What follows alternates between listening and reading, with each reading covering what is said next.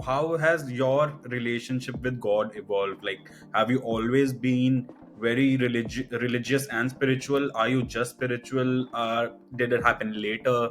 Has it been in the family? How did that happen? My dad was very involved in the church. Like, he sings on the men's group. He was a deacon of the church. My grandmother was very involved. I was praise dancing, ushering, all sang in the choir, all the things, right? And it wasn't until I got older that I felt like some components of it was hypocritical. And so because of that, I walked away from the faith, or I walked away from religion, so to speak. And so it wasn't until I got in college and got out of my last relationship that I was able to develop or differentiate relationship and religion.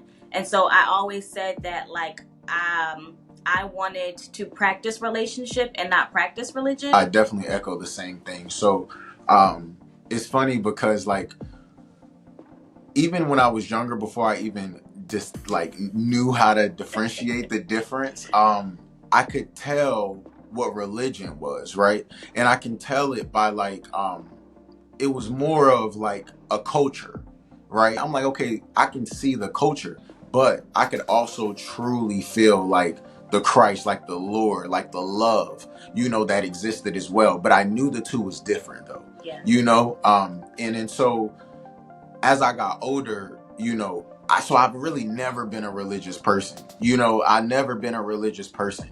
And I always like to explain it like this. Like, this phone is a phone with or without this phone case, right? So for me, it's like God is God with or without the phone case, with or without religion, right? God is still God with or without religion, right? And I believe the same thing. Jesus is Jesus with or without religion. And I understand that, like, it's put into two. But when you ask about like how do we get closer, for me, I didn't care if God was a turtle. You know what I mean?